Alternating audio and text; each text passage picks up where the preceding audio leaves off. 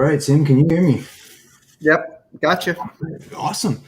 Well, it has been quite some time since we've been doing one of these, so this is really cool to be back into, and it looks a lot different too. So we get to kind of help me test in this whole new layout thing I guess we're doing here today, which is awesome. And sorry for the random event too, but we missed you guys. It has been a very long time, and Tim, thank you again so much for joining me, even though it was a little late today. We just that's my fault for not being able to be technological savvy enough. I should be. I'm supposed to be the one who knows all this stuff. But yeah. How are you?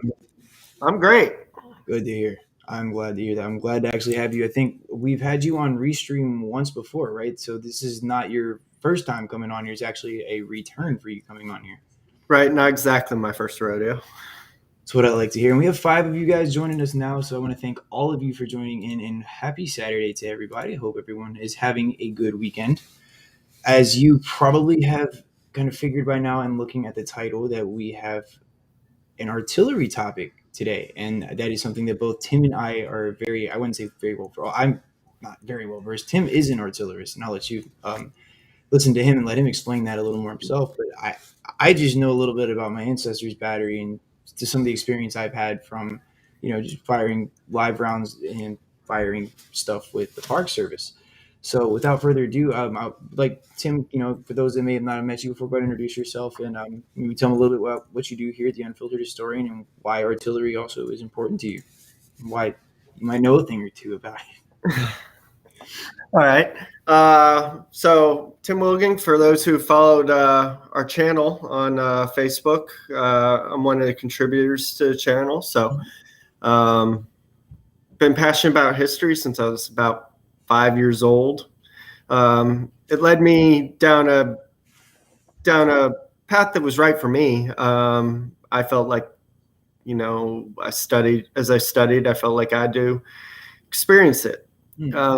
So I went into the Army. I was a field artillery officer for the first 3 years of my career. So I was very passionate about artillery, shot 105 millimeter howitzers, did some fire direction. So the differences between modern and Civil War artillery are great, obviously. Modern artillery operates off of indirect fire, whereas Civil War artillery is you have to see what you shoot at. But that being said, some of the experiences are the same. The idea of having to lug your full ammo supply from point A to point B, the effects of different types of terrain on artillery emplacement is still there. Muddy ground has impacts today just as it did back then to a degree. So a couple things, and just the act of being around the Army's long arm is good. So one of the more famous books on Civil War artillery was written by a guy named what's his name? L. Van Loon Naeswald, and he wrote the Long Arm of Lee. The Long Arm of Lee. I've heard about that. I think I saw it at Riverbee's used before, actually, now that I'm thinking about it. That guy himself had a very interesting story. So he was a VMI graduate, and he went through ROTC during the time where you basically trained for your branch while you were in the ROTC program, which was different from when I went through. So when he commissioned into what was still then the what did they call it? The AUS, the Army of the United States. It was kind of like the World War II equivalent of the National Army, which was the expanded Army of World War I. So he was in the Army of the United States and got up to be a colonel, and was a historian, a Civil War historian, worked at Manassas and other places, and wrote several good books to include, in addition to Long Arm of Lee, he wrote Cannon Blasts, which is a good little book covering Civil War artillery in the East. He didn't go into any detail on the West. So He was a native Virginian, so his stuff does have, obviously he wrote Long Arm of Lee, but he also he wrote Grape and Canister too, which is the Union artillery Okay. equivalent. So, So you got but he definitely also no, he wrote Grape and Canister too. and you have no shortage of information with you either. You're bringing primary source material as well. Imagine one of those is primary source, isn't it not? Or are both of those secondary? All these are secondary. Oh, the secondary. Okay. So I brought two. I mean, I guess the only I didn't actually even mean to bring two primary sources. And I think Tidwell is primary. Correct me if I'm wrong, but I do have one, or I have three actually. I have the Royal Fig. This one I didn't even know existed until I started getting into Parker's Battery, who we're about to discuss here in a minute. And Timmy, I think you're really gonna like the story here because they're coming in to fight in the Civil War. Most of these soldiers that are actually riflemen turning into artillerists have fought with the 15th Virginia before they're going to enlist with Parker's Virginia Battery. But as Edward Porter Alexander writes later on, that predominantly his makeup of troops are all patients of Dr. Parker. And it looks like he has like a 3 to 4 month campaign of advertising to try and, especially reach out for his kids or the people when he was a pediatrician. Many families sent their kids to see Dr. Parker in Richmond. So obviously, with him raising a regiment, you kind of feel a little safer knowing that your physician's leading your boys into combat. Yeah, I wouldn't really feel safer with anybody. I don't care if he's a physician or a steak cooker.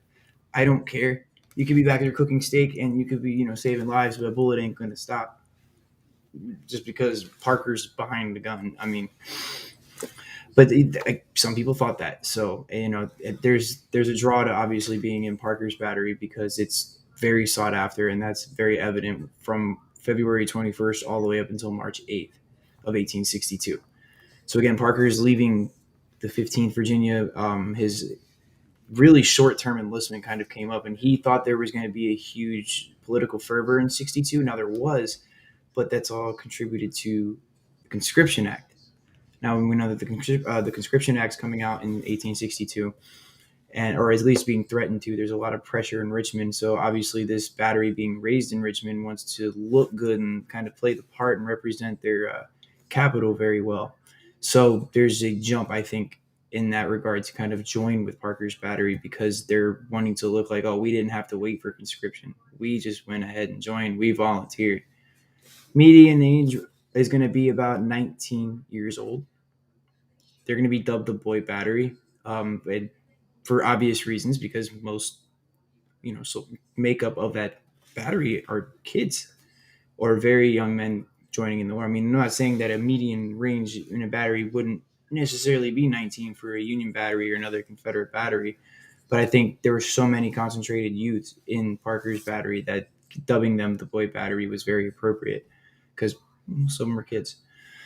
But that's kind of what I all learned from this. This is a member of Parker's Battery. His name was Royal Fig, and Crick is Robert or Robert K. Crick, excuse me. He's the one that's going to write the Parker's Battery regimental or artillery. I wouldn't even call it a regimental. They're not even a regiment. What would you call it? The artillery history, I guess. battery history. Battery history. He wrote a great battery history, in fact, and has come back and added to it 3 separate times. So I have the newest updated version, which was 1986 from Broadfoot. But it's been incredible because most of the Parker's Battery, the battery histories that I see have 3 to 4 different batteries included with it, and there's maybe only 120 to 130 pages. So I know that the information that is out there wasn't really included in those books, and those are more so, I think, just kind of quick, easy, getting an idea of who was fighting for who. But this one here that Crick does again in '86 is almost 300 pages, almost 400 of nothing but Parker's Battery information, including an entire list of the 200 supposed recruits that are actually influxing into Richmond in 1862 to join Parker's Battery. Without further ado, let's introduce you guys to Parker's Battery a little bit and kind of understand why they're becoming a battery in the middle of this war, why there are still guns being outfitted, and why someone can just up and leave the 15th Virginia and form an entire battery. Well, the beginning of the war, Lincoln calls for 3 month volunteers or the duration of the war, 3 year volunteers, excuse me. And when those 3 year enlistments come up, obviously these guys can go home. I think the Confederacy does something very similar, and there's a lot of different time slots that are used by certain people, especially if you may have a little bit of a leverage in the political system there in Richmond, like Parker does. He's not going to serve a 3 year right off jump. He's getting out of the 15th Virginia because his term of enlistment is ending again on the beginning half of 1862. But he still wants to continue to serve, and he wants to actively do his part to show that Richmond is dutiful, and Richmond will not have to be one to have a finger waved at it when they're not following the conscription act, because all of their boys went ahead and volunteered. They don't have that problem. Again, there's reason I say that is because Parker seems to be a little pretentious, and Crick actually agrees with me, or maybe I agree with Crick. But if I'm going to read you the advertisement that he puts in on February 21st, and again, in 1862, going to get a newspaper article ran that same day. You got to be hauling butt in order to get over there and actually make it on time to even have that happen. Well, Parker was very, very persistent about making sure that this got posted the same day as him drafting the letter. And again, it gets labeled as a very pretentious one. In fact, I think it gets labeled as such in 1862 because it's pulled from the Richmond Dispatch, and he's asked to write another one so that it's put in on March 3rd. But the newspaper didn't want to run the one that he had previously. The one he had previously says, "The undersigned proposes to raise an infantry company. A prompt and general uprising of the men of the South will doubtless settle our difficulties on the close of the present year. Then let this great work be done, though everything else be left undone. Our brethren are already in the field. Why stand we here idle? From an experience of 8 months, I think I know something of the hardships of the camp. They are generally exaggerated. In a company of honest, sober men, no one need suffer in his morals. We expect every man in this company who conducts himself as a gentleman to be treated accordingly. As a draft embracing all men from 18 to 45 is to be made in a few days, it is a highly important role that every one choose as early as possible those with whom he is to be associated in this great contest. In a draft, you will have no such privilege. Those disposed to join us will report themselves at my office corner of 12th and Franklin Streets in the Law Building between the hours of 10 and 2 o'clock. Someone will be found to receive them. A bounty of $50 in uniforms will be given them when mustered into the service. William Watts Parker, MD." It's a little kind of blunt. I mean, but again, I mean, what are we sugarcoating? This is a war recruitment poster, and I guess maybe I don't see that as much pretentious as the next one he does through the 8th of March and on March 3rd. But he again has this vicious cycle of campaigning for 3 or 4 weeks, and this campaigning is all just in an effort to recruit as many people as he can to join that battery. Now, Tim, do you want to tell us the difference between a Union and a Confederate battery? Because there is a very significant difference there, and I think that might be something good to go into when we start talking a little more about the batteries. Well, yeah, largely it was based on size. The Union batteries were typically larger on average. Standard Union battery was 6 guns. Standard Confederate battery was 4. Both sides organized into battalions or brigades, but that, I guess that's not so much what we're talking about. But that had, ramifications. I mean, for a Union battery, it meant a Union battery took up more space. It required more equipment and therefore had a larger profile. Right. People think that the profile of an artillery battery is limited to just the guns themselves. But each battery was serviced, each cannon was attached to a limber with 1 limber chest on it and pulled by 6 horses.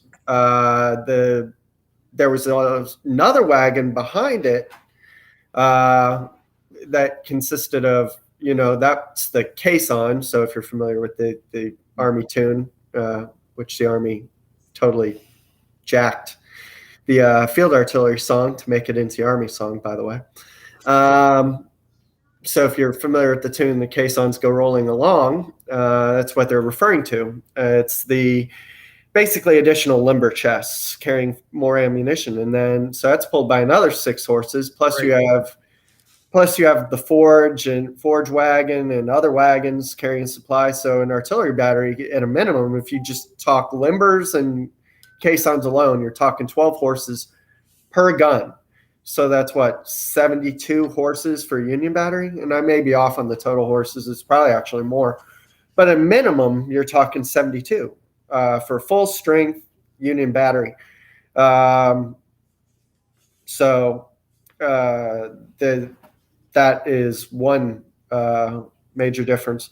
Um, and if you think about the various cultures, North and South, and the relative strengths of the arms, the Confederacy had some notable artillerists, right? But Mm-hmm. their reputation, when it comes to stuff that's horse powered, is the horse arm, so cavalry, right? So more Union horses went to, Union horses would go to pull the artillery, same as Confederate horses. I guess that sounds silly. But in terms of relative strength, one of the great Union strengths was artillery, between Henry Hunt, the number of officers that stayed in the Army, the fact that they maintained those regular batteries, which of course were spread throughout to season the various artillery formations, initially in the various divisions or corps. So Confederacy didn't have that, so they kind of had to build their arm from the ground up. Right. And it's, a lot of their weapons, like you were saying, might end up being captured Union pieces too, even not necessarily coming from a Tredegar Iron Works. You're coming from one of these Confederate foundries. And you're familiar, obviously, with the Catherine's Furnace story about why they were able to get that contract again, and that was because of, obviously the need for Confederate iron to be made so that these weapons can be implemented on the field. Again, Tim hit a really good nail on the head. The supply issue with the Confederacy, they're not coming in right away with all of these weapons. They're not coming in outfitted like the Union Army's outfitted. Both country, I guess you can call them countries, are both are actually actively making, and now almost with the booming industry of iron on both sides of the fence there, because they're trying to outfit these armies. But again, Union tend to have quite a few more resources in that department. Well, you're not only talking the guns themselves, you're talking ammunition. That too, yeah. And that's a major thing, because you look throughout the war, the quality of the Union artillery ammunition throughout the war is significantly higher than the Confederates. Granted, they reap some whirlwinds. When Jackson captures Harper's Ferry, he captures a significant amount of artillery, and that pretty much, I think if I'm not mistaken, that pretty much removed the 6-pounders from the Army of Northern Virginia, because up until Antietam, or maybe even through Antietam, they still had a sizable number of 6-pound guns in the Army of Northern Virginia at the time. And I don't think the Army of Potomac had any at that point. They were all Napoleon's ordnance rifles or Parrots. Right, and they, again, whatever they were carrying, if they're running around with higher ordnance than what Tim just mentioned off there, that was captured in the field. And they captured some of the First Manassas too, don't they? Was it Griffin's battery? Yeah, Griffins and Ricketts. But they have Napoleon, so it would be that's something they're already pretty much. So I think they had. I think they were both rifled. I think they had. Were they both rifled? Yeah. Didn't even know that either. See, I'm learning new stuff when we're doing artillery. This is a good reason to be doing more artillery talk. And that's something I wanted to do more. I haven't really. I wrote quite a few articles on the Unfiltered Historian blog previously on Duffy, who is a very prominent member of Parker's Virginia Battery. But I've never actually sat down and talked about Parker's Battery. And I thought, that today might be a good day for that. And I wanted to have someone join me, and I was like, Tim's perfect doing all this artillery stuff, because we can bounce a lot of artillery ideas off each other, things that we may see on the battlefield that not everybody I take out there everything's going to see, because their first thing isn't to look at artillery positions. And That's one thing I look at because artillery is my favorite thing to study. And I mean, Tim has experience looking at artillery positions and which ones are going to be most effective. So I think that's one thing that's been very resourceful because I've revisited a few things at Gettysburg when Tim and I went last time. There was that salient that we were discussing over at the Peach Orchard, where there was Mhm. that break in the fence at the Emmitsburg Road, and I guess Buford was holding it earlier in the morning, but later on in the day, when Buford vacates the area and the Third Corps makes that maneuver forward, those men that are on that side get demolished and actually get outrun by an artillery charge, which again, I've been to Gettysburg many times. I never really wrapped my mind around an artillery charge and the skill needed to pull something like that off. And he mentioned earlier that caissons could be something that is a supply issue. Well, it could also be a deadly weapon. And one of the Parker's battery, one of them actually know that there's a limit almost on what these horses can take. And when the horses abandon the little caisson in that charge, and that caisson's having the momentum of a galloping horse behind it, and you happen to just be kind of straggling, that wheel runs you over. Mhm. And that was one of the first casualties at the Battle of Gettysburg for Parker's battery. And of course, when we get to Gettysburg, we'll go into much more depth when we go talk about Parker's battery at Gettysburg when we move forward. But today, I just want to build them up to the night before Antietam, so September 16th. And we're going to leave Parker's battery story until we get to the anniversary, and we'll talk about what they do Well, on keep this. in mind also when you talk like artillery charge, that's a throwback to a tactic that existed before the war. Was it a Napoleonic tactic? Well, really, I wouldn't call it even. Well, I guess Napoleonic is probably appropriate, but it was a tactic of what they would call the flying artillery. So if you read a book about the Mexican War, you'll see Ringgold's battery, I think, at Palo Alto. Ringgold's battery? Yeah, the first or second battle of the war, Palo Alto or Resaca de la Palma. They basically charge up to within short range of the Mexican infantry and fire the cannon that way. And if you remember to Manassas, look how close Ricketts and Griffin are deployed to the Confederate line. I mean, no other time in the war are they attempting to really pull artillery up to that. So I wouldn't necessarily even call an artillery charge at Gettysburg a revolutionary tactic. It's what it is it's gutsy, because by that point they're well aware of the advantage in short range firefights that infantry have over artillery. It's why you don't see it very often. That's very true, and I mean that's what I'm saying. I've not been to a battlefield where the first thing I hear, I know flying artillery, so I'm familiar with a lot of like the maneuvers Pelham is pulling off. But Alexander's taking his entire batteries with him, and Mm-hmm. Alexander has more batteries going into Gettysburg than he had previously too. So I mean, these are I think 5 in total that are actually limbering up and charging across that open field, the Mm-hmm. Warfield field, that the little ridge there that's going to be leading into the Peach Orchard too, and across the Emmitsburg Road. So having that large movement, I think, is what really fascinates me, and that it was actually done skillfully and it looked almost orderly. A charge is something that can get very chaotic in very, very, very quick amount of time. I mean, you don't have much time at all in order for that to just kind of go completely wild and out of order. You can't really be effective when that happens either. So I think they knew that there was going to need to be some precision with this maneuver. Mm-hmm. And if there wasn't precision, it could go bad in a snap.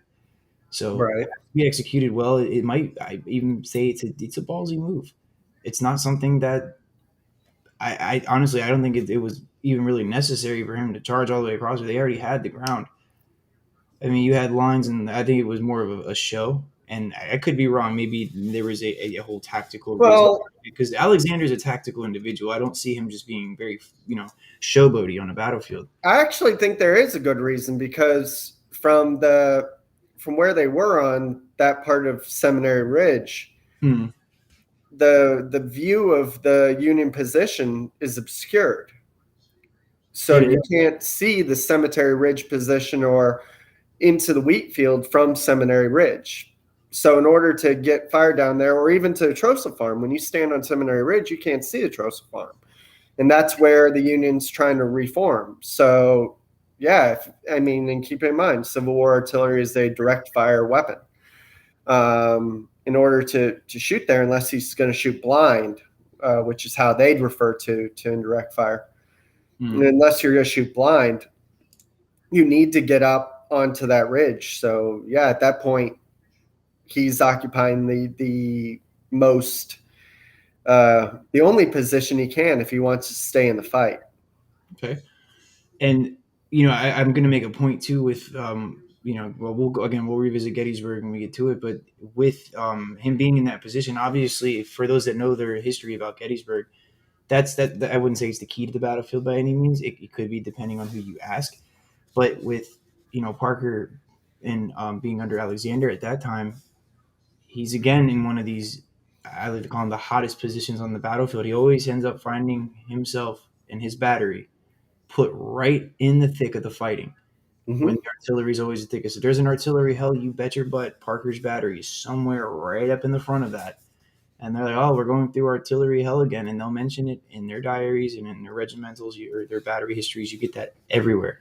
So I think that's one of the things, I mentioned in the discussion description earlier today when I made this event, that we wanted to kind of go in and talk about why they get the names that they do or why they're put in these positions. You don't just put a battery that can't function in the thick of the fighting every single time.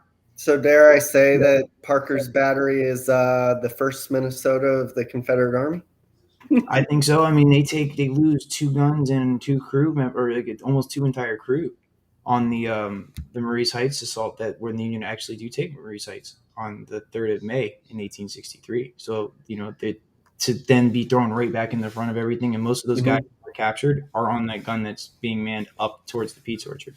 Mm-hmm. Duffy being one of them. So my great great grandfather was captured in that assault on May 3rd and is paroled just in time to meet up with the Confederates as he's leaving Point Lookout.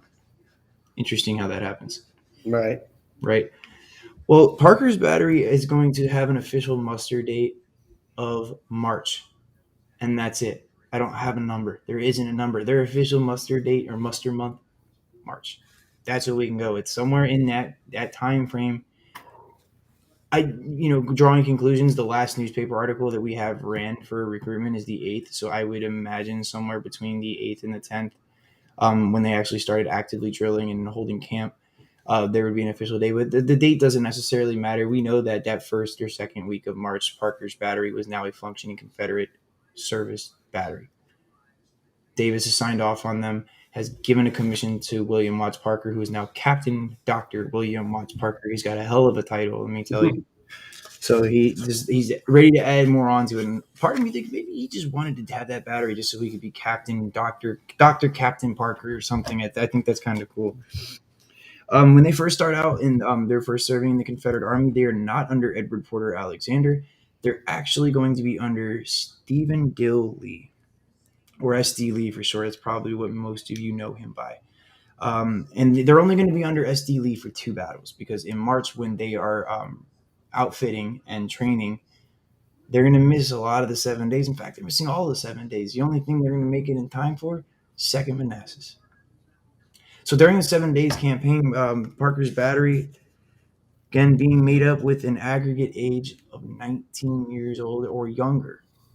And we'll see this really play into effect as the battles start playing out and as the battery leaves Richmond. They're known by the Richmond newspaper when they get their first public look as a very crude organization. So that's not very uplifting to the soldiers that are really excited to see that. We had a reporter here yesterday and he talked to some of us. Let's see what he said. And you open the front page of the paper and it calls them a crude organization. I wouldn't be very happy with that reporter that came through our camp and started asking a bunch of questions. Mind you, they get the crude organization slogan from the same men that are probably really complaining about their title, because they're feeding them. And but I mean by feeding them, the soldiers are actually giving the reporters information about their conditions in camp and the diseases that are running rampant through a Civil War camp, the lack of food, specifically in the Confederate Army around Richmond. Bread riots are starting to finally look like they might happen. They happen later on in the end of that year too, up and towards December and into January of '63. So, and again, we talked about the Conscription Act, and we're moving into the early half of '62. As that year starts to play out, the Conscription Act gets even more of a, I guess, a lethal presence in Richmond, and it causes a lot of riots. It causes a lot of disorder. So Richmond's a very chaotic place to be, even as a Confederate citizen. Let alone to have all these military bastions set up. Some training, some to defend what was left of the 7 Days campaign. Lee got a very, I think, offensive nickname. They called him Granny Lee and the Ace of Spades or the King of Spades or the Queen of Spades, King of depending on, again, Spades. yeah. Because Lee had a great idea to fortify Richmond, to fortify the surrounding areas, to make sure that the James River had, large batteries defending it on any approach that could have been very easily taken by McClellan. We're dealing with McClellan. We're talking about this story, so it doesn't just end there. McClellan's going to sit and wait, and wait, and wait, and over exaggerate on the numbers. Well, Pinkerton really does that for us. And I'm not crazy well versed in the Peninsula campaign, so I can't dive into all the tactics that take place, which is okay in this situation because Parker's battery isn't just they're still in, actually they're Oak Hill Cemetery. Or is it Oak Hill or Oak Grove? I'm sorry, let me get back to the page here. I think it's Oak Grove. Nope, it is Oak Hill. Nonetheless, they're going to train at Oak Hill Cemetery throughout the entirety of the 7 Days campaign, so they can hear these fights that are now breaking out. So after the Army of the Potomac moves itself out of Williamsburg and out of the Peninsula area and start moving towards Richmond, around the gates of Richmond, Lee obviously takes command of the army in the field there because Johnston is wounded, and the battles obviously play in Lee's favor. Still, until Lee starts making his way towards Manassas, Parker's battery is going to be idle because they still need to finish up and finalize at least 2 weeks of training. Two guns also have not shown up, so they don't have any guns. They have been training on dummies the entire time. They didn't get their guns until the day they started marching to Manassas. So when they get to Manassas, the first shot they fired was out of a brand new Tredegar tube, which is nice for Parker's battery because we know now they're going outfitted with their, they're using ordnance rifles and they're using Parrott rifles. They're getting all that from Tredegar. It's your friendly neighborhood ironworks. It's right down the street from where they're camped, coincidentally. Why it took them the entire duration from March up until August to get two guns, it could be a number of things that take place in the Confederacy, but we know they're about to march to Second Manassas without any weapons. And if I were in Parker's battery, I would be a little upset too. And this is where I have a personal story with my ancestor becoming what Parker calls his thorn in the side. You get bored when you don't have your guns to clean, you don't have your guns to shoot, you don't have your weapons to service. So what do? Well, if you're a good Christian Irishman, you don't drink. And we'll get back to that too when we come to Antietam. That's one thing he doesn't do, but he's considered a troublemaker, but he is, stone cold sober every day of the war. Won't even take whiskey to take bullets out of him. But he'll start playing music when he's not supposed to. So I should mention he's in a string band. Parker's battery has their own string band. On top of that, they also have a cow in tow. This is a little weird to see. It just Parker walking with a cow virtually on a leash, hooked up to the back of a caisson. But he wanted steak, so he would, throughout the war, once that cow has served its time for him, he'd have another one. And it was not his responsibility to lug around either. It's a little bit easier to get away with. He had teamsters that would sit on top of some of the caissons and ride around. Their job, and there were specific jobs, specifically a 15-year-old boy, to mind the oxen or the cattle. Well, there's a funny laugh that takes place on the way to Manassas when a shell does kind of hit the ox, and the boys are actually happy about this. Maybe not being soaked in the cow's remains, but they're happy because they don't have to lug the cow around anymore. Yeah. No, they do, because Parker makes him butcher right there in shell fire. They haven't even had their baptism by fire yet. As they're getting towards the Manassas Junction, we know Pope launches an attack on the 28th, and Longstreet's making his way up on the 28th himself. He's breaking through thoroughfare gaps. So this is how they're able to get into this position here.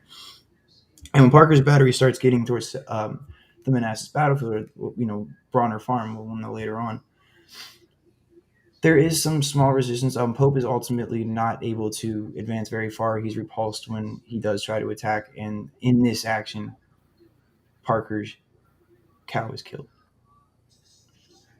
Not too happy about that. again, and then had to butcher that on the spot. What There, percentage of Parker's battery came from the 15th Virginia? so the percentage that came, I do believe it was only the officers. I don't think any of the actual members, because the only transferred member that wasn't new was Duffy. He comes from Kemper's Field Artillery out of Alexandria, so he was in light field artillery to start. Well, I it's think. interesting because the 15th Virginia was Petersburg, right? Mhm. No, that's 12th Virginia. And Graham over on Twitch. Hello, I'm thanking you for joining us today. It has been a while since we've seen you guys, so we have a little bit of a new layout, new look here, but it's really good to have you joining us. So Well, thank it's you. interesting you say that because my the one Confederate, I've got mostly Union ancestry, at least on the closest end, but the one Confederate relative I've ever found is a distant first cousin, however many generations removed that is now. My great great grandmother ended up in Minnesota. Her sister ended up moving to the East Coast and moved south from Connecticut, Maryland, then to Petersburg, where this guy was born. Um, his brothers served for the North. He grew up in Petersburg, so he joined the 15th Virginia, which was the Richmond unit, but had at least one Petersburg company. But in the muster rolls that are out there on him, he's detached pretty much from the get-go and he's an enlisted guy. And Mhm. he's serving in the Confederate Ordnance Department. So he's likely involved at Tredegar giving ammunition to organizations like Parker's Battery Mhm. or, Very or, much, or there's an Cannons. interesting So, connection there too.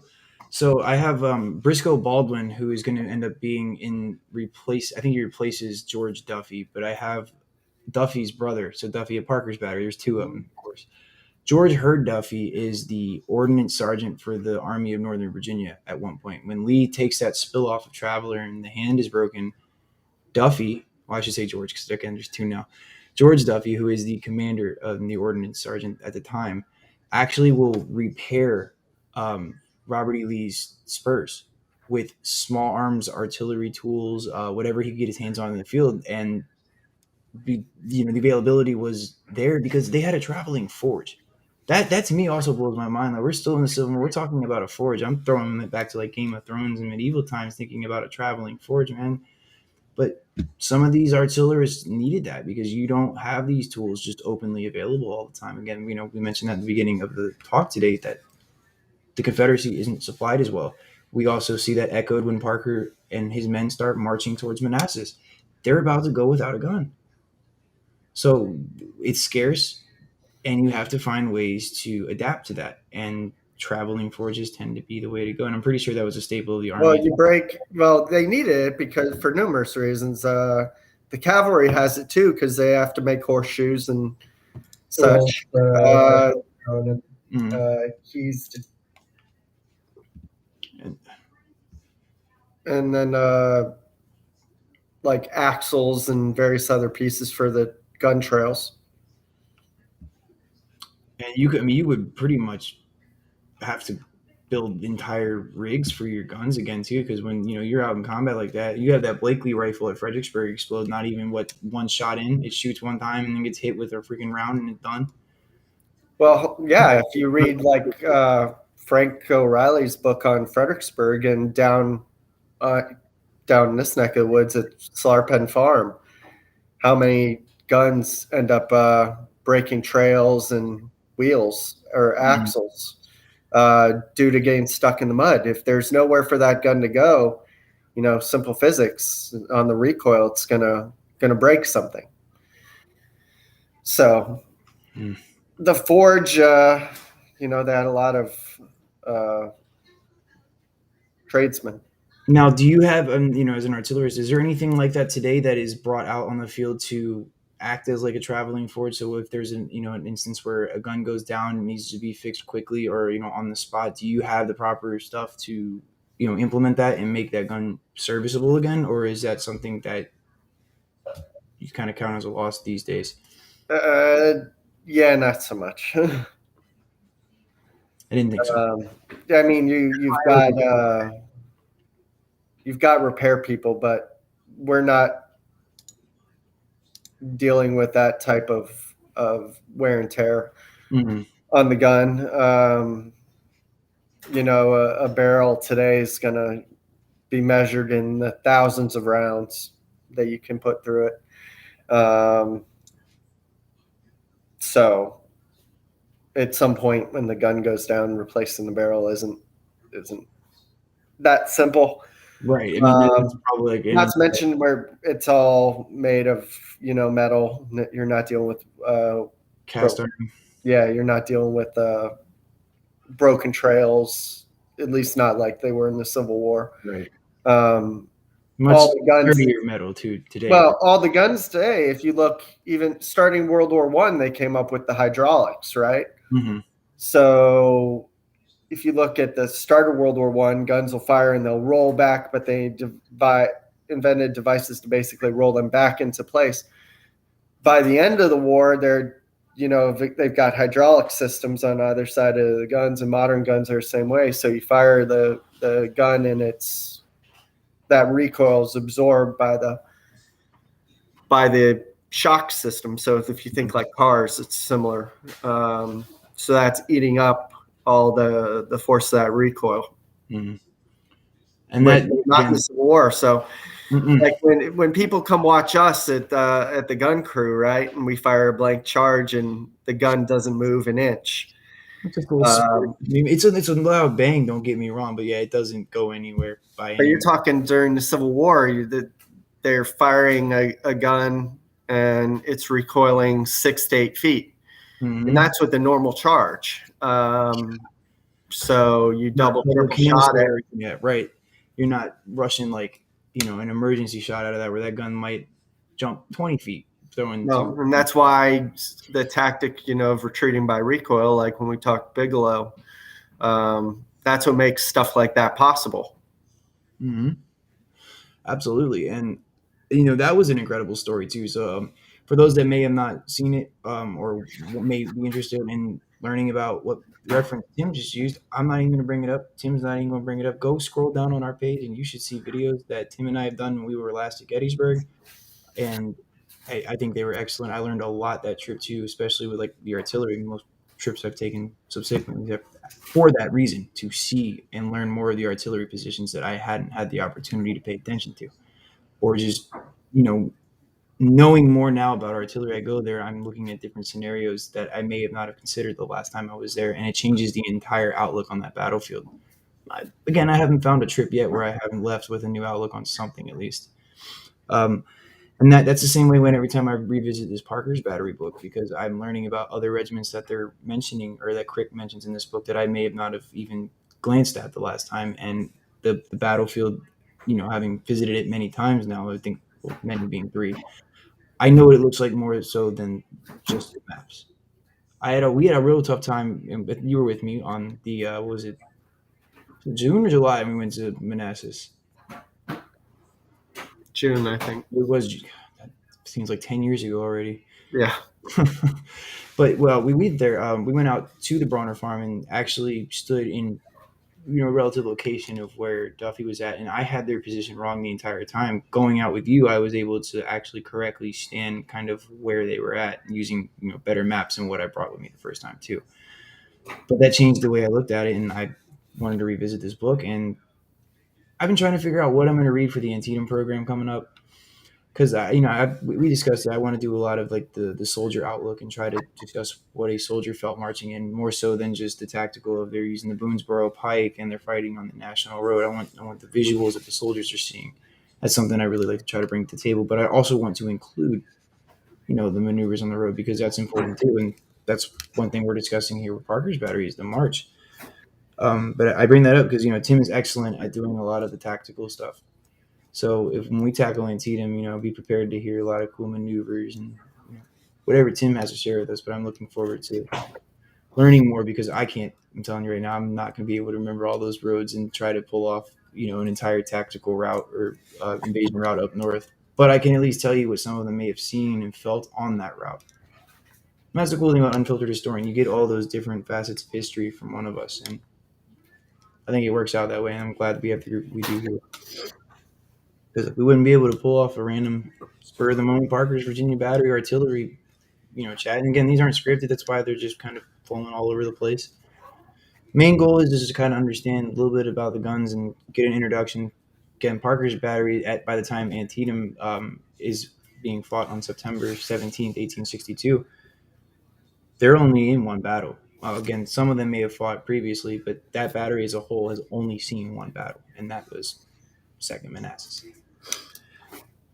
On the morning of the 16th of August, they're only at Louisa Courthouse, so they're not making good time at all. And at Louisa Courthouse, they're going to camp at a place known as Trevilian Station. Now, it's not anything really drastic or like hampering in that you need to know that they're at Trevilian Station, but I wanted to share that with Tim just because we know in 2 years Trevilian Station ends up being a rather interesting cavalry battle. But Parker's Battery doesn't necessarily go back there and do anything important. It's kind of cool to see them camping at Trevilian Station and ultimately arriving at Gordonsville on the 18th, spending the 18th through the 19th in Gordonsville. On the 21st of August, they're going to move again into the 22nd, and they're following Longstreet into the area of Thoroughfare Gap, which we know Longstreet's going to break through to help support Jackson, who has been defending himself in, I think, the railroad cut at this point on the 30th, right? Yeah. Yeah, so he's obviously in a very successful position when it comes to defense anyways. And he waits for Longstreet. Obviously, does get assaulted by Pope, but that assault is repulsed back. And when Longstreet shows up the following day, and Fitzporter, I believe, is beaten by a very nasty Confederate assault, some 25,000 Confederates. And I read a source that said this was one of the largest counter assaults in the Civil War, I believe. Yeah, it's 5 about divisions, 25,000 soldiers. That's pretty numberable. But we discussed when at Gaines's Mill, which still makes that pale in comparison. But the difference there, this is more of a counter assault than it was. Gaines's Mill was a counterattack too. I don't actually know that I even think counter assault is appropriate, because the part of the line that is doing the attacking for the Confederates has not been assaulted. So it's really hard to say Longstreet's counterattacking anything because he hasn't been attacked. So I think just assault is probably more appropriate, which changes perspective. I mean, you want to, a lot of people want to ascribe, monikers to, or descriptors to some of Lee's tactics to make it sound more than it was. But I mean, it wasn't anything more than just an assault. It was good. And I mean, keep in mind, Lee wanted to go the day before, and Longstreet basically said no. And Porter, after the war, basically said, you probably made the right call, because at the time I had, my whole corps there, and it wouldn't have gone as well. And then the next day, Pope orders Porter to attack, and the Union left is thinned.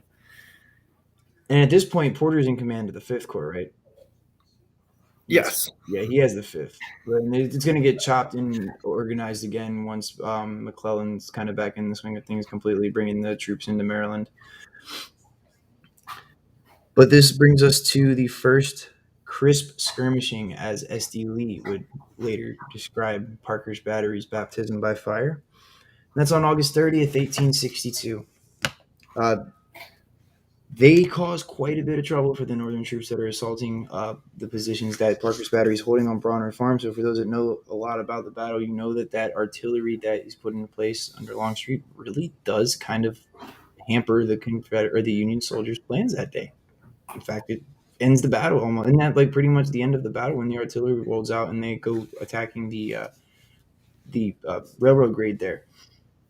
And that's on the other side of Bronner Farm, if I'm not mistaken. And you have to excuse me. I've been there 3 times now, so I'm still trying to get everything in my bearings, and I'm just I wouldn't say that it ends the battle, but it definitely impacts the assault, because the position's pretty easy to find, because when you get to Bronner Farm, you're walking up, you pass the farm itself, and you're walking pretty much in the location of the Iron Brigade during the first day's fighting there.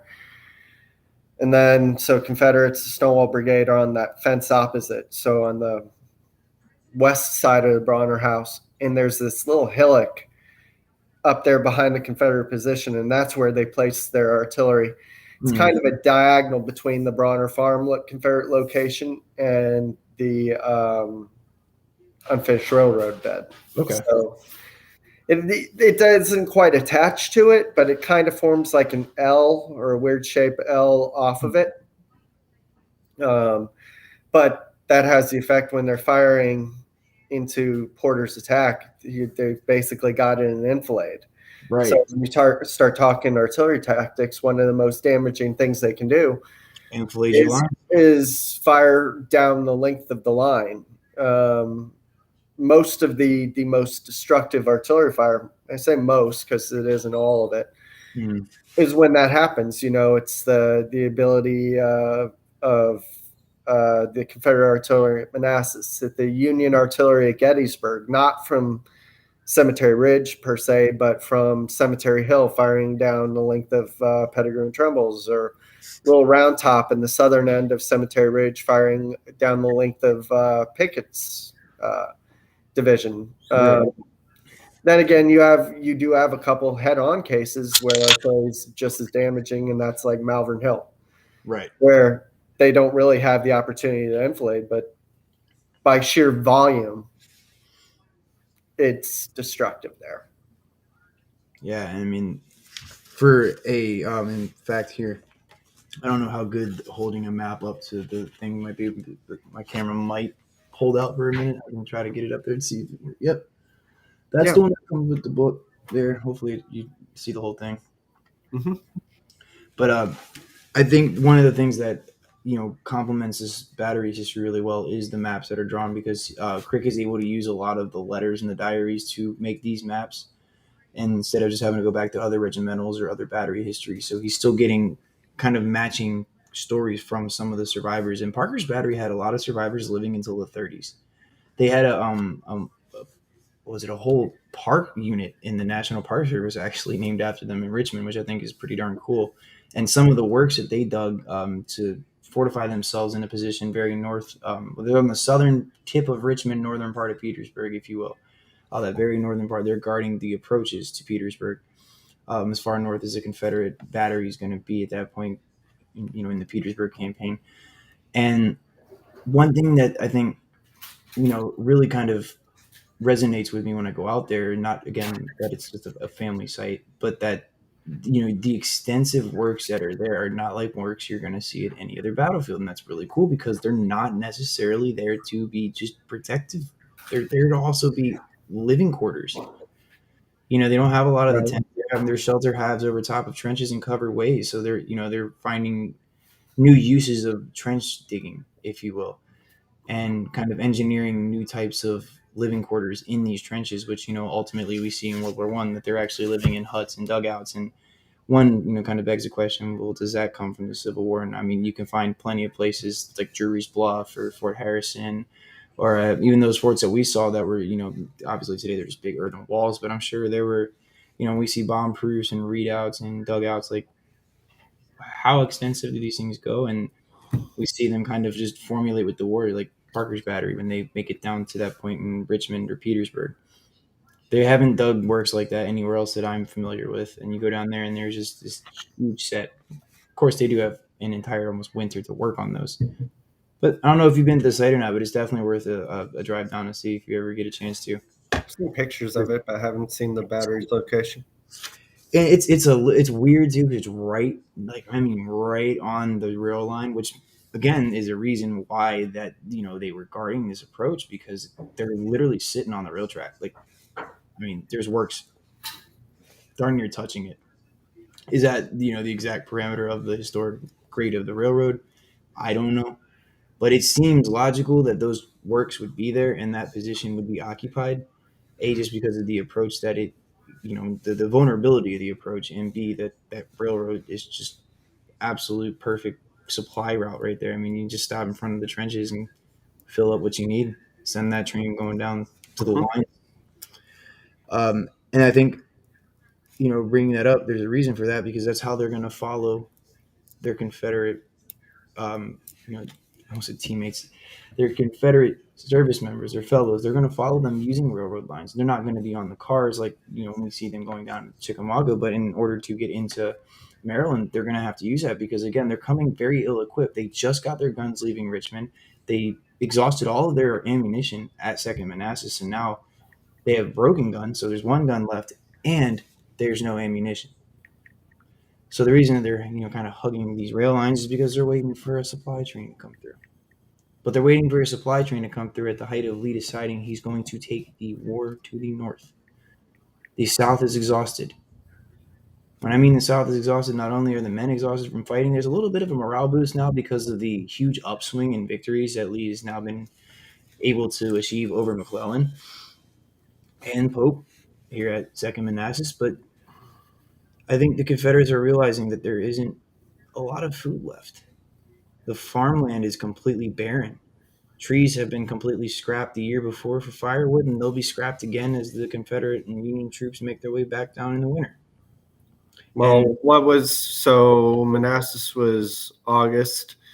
The Confederates were on that line only 5 months earlier. So, and they hadn't moved. And yeah, what grows in 5 months? Who's coming out there to? Nobody. You got a junction there that's obviously pretty popular for the Union Army at that point and the Confederates because Jackson goes and burns it on his way there. Early, what is it, 28th, I believe he burns Manassas Junction down. And 27th or 28th. yeah, so it's like very beginning of the campaign. Mm-hmm. However, with that, in the scarcity of supplies, Lee can't afford another Northern Virginia campaign. It's just not viable. I mean, economically, but he's also looking at it from an outside tactical level. Or maybe a strategic level, I should say. He's looking for recognition from foreign dignitaries in foreign countries. And these foreign capitals are actually having this conversation in their capitals now because of two things. One, the uptick in victories, Lee's winning. Now they're like, well, maybe they are a force to be reckoned with. Maybe we should kind of give them some legitimacy. And two, I bet they're tired of being choked off from all these ports. Tobacco's being sold at exorbitant amount of freaking money. Cotton's, yeah, it's not affordable for English anymore. These English are No, it's more than that. The Confederates they're not giving it to them. They're basically cotton sitting on wharves, rotting, and just going to waste. And it's done very intentionally to try starve England and France to get them as a means of getting them to interfere. I mean, to a degree, it backfires. Ultimately, the Brits and the French will go to other sources, to India. Drains the available funds the Confederacy may have been counting on for. But yeah, it come in the late summer, early fall of '62. It's that strategy makes sense, and to an extent, it's working. Yeah.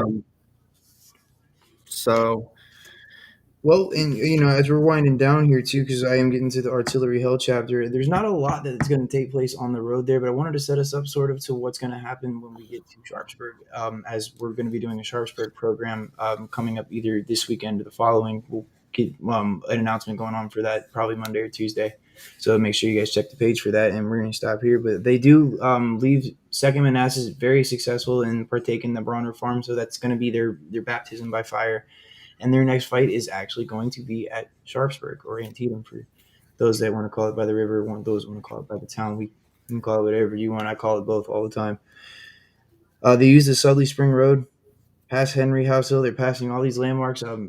Ed Duffy, who is a sergeant now, again, that is the great-great-grandfather I have that serves in Parker's Battery. He would have seen these sites a year earlier because he was with Kemper's Field Artillery firing on Cub Run. In fact, may have even been credited with dislodging a horse cart that directly attributed to a traffic jam of retreating Union troops trying to get back to Washington, and resulted in the congressman getting caught and sent down south to, I think it was Belle Isle Prison, actually, or Libby, one of the two, but he was sent down and pleaded for his life because a Confederate officer was about to take it from him. And another Confederate officer was like, well, we shouldn't be doing that. We should set a better example. And I think the other Confederate officers kind of conceded to what, the good advice that was being spewed to him. Don't kill a congressman right away. You're going to kill Baker later on in October, unknowingly. But Duffy's attributed with that. So, one begs the question too, wonder what's going through his mind. And that's kind of what I believe. Like, you're going through this battlefield again. You have returned again to fight now with the new battery. And the last time you were here, you watched the entire Union Army retreat. And now you've seen the Union Army start kind of going on an upswing or looking like they're getting momentum with the Peninsula campaign. And you're sitting in a cemetery. So I can imagine there's some demoralization listening to the 7 days fighting and not knowing that Lee's dominating the battlefield. Literally, I mean, No, that's a matter of perspective. right? Yeah, that is a matter of perspective. I don't know. I think Duffy, because he writes about this huge happiness in the beginning of the fall. That changes obviously when we get into Sharpsburg, and he gets into the position that he's in and the fight that he's in. But on the way there, the green corn's plentiful. Maryland's filled with it. They're gonna hate it after a while. Where do they cross? They cross at Drainsville, right outside of Drainsville. I think they're White's Ferry. No, White's is Leesburg. Let me look real quick. They go past Centerville into Drainsville, Chantilly. They camp at Chantilly for the night. Drainsville. It just says Drainsville. He's not giving me a fort. Is it Goose Creek? There we go. It was right in front of my face. Goose Creek in Drainsville. Hmm. So They they're not engaged at South Mountain or uh, Harper's Ferry then. Mm-mm. Doesn't look like it, and I don't remember ever hearing anything of them really doing anything on South Mountain. But they do set up in Sharpsburg rather early, and I think they're actually like dropping trail on the 14th or the 15th, anyways, like kind of on the outskirts of Sharpsburg. So like while South Mountain would be happening, they're in the what today would be the Soldier Cemetery. They start there and they retreat back there. So it's kind of like it's their Alamo, if you will. It's the point that they're told if everything goes to crap, this is where you're going to take your battery back to. And if those that have seen some of the pictures that came out of Antietam, you'll know that there is a battery in front of that church that goes to crap, and it just might end up being the one that we are talking about here. But until we get to that point, we're going to go ahead and leave us on the 14th of September. Captain Parker has really got in his head that they're going to Pennsylvania, so he's preparing rations and he's getting his boys ready to continue forward. It's not the case. On the 14th, we know that somebody also has a plan, has a copy of Special Orders 191 that was wrapped around cigars that wasn't supposed to be in the hands of McClellan, but it is. It was supposed to be in D.H. Hill's hand, we think, and D.H. Hill never got the memo. Special Orders 191 gives almost the location of the entire Confederate Army in Maryland. And McClellan's going to use that. Parker's batteries included. Because S.D. Lee is mentioned. So their positions or their whereabouts are kind of in the know now, and this makes Lee's bold invasion of Maryland now kind of endangered. And we're going to see some very serious battles because of that, and a very bloody battle come the 17th of September, even into the 20th on the Shepherdstown. But again, we have some time to talk and time to prep for that one. Tim, would you like to talk about anything artillery-wise and kind of close us out? I know we're getting time to get out of here, but didn't know if you had anything you wanted to say before we talk. I think that covers it. I mean, for those who are maybe interested in artillery, I don't want to give a spoiler. Antietam is a very interesting artillery battle in its own right. It frequently gets overlooked, so I'd encourage you to hop on for that. Yeah, no, I'm looking forward to it. And, like I said, we got about a week, probably shooting for Saturday, I think was the consensus. Whenever we can get, everybody. I know John has said he is going to try and shoot for Saturday too. So if all goes as planned, you might have all four of the Unfiltered Historian members here on a live stream come next week. And that would be cool because we haven't had an opportunity to do that yet. And I think that would make for a pretty darn good discussion. And one of those events would tend to run a little bit longer than just one of us having our chat. But these are also I enjoy the hell out of these for the hours that we do these. And I think they're good once a week, twice a week, whenever we have an opportunity to. And again, sorry for the content not being as voluminous as it has been, but we are working on trying to get more videos. And I think just not more of a structure, but just some more information in these videos than trying to scramble for what I'm going to talk about. But again, Tim, if you don't have anything else, man, I think I'm going to go ahead and get us closed out of here. Sounds good. All right. Well, everybody, I appreciate you all so much for watching and joining in again. We will be live at some point this week. Just keep checking in. You know, we do our randoms. It's going to be a random topic. Hardy, thank you so much. I enjoyed talking to you. I'm glad you were able to come in. I hope took away something from this. We will be back with what happens to Parker's battery when they open the shots on the 17th of September in 1862. Have a great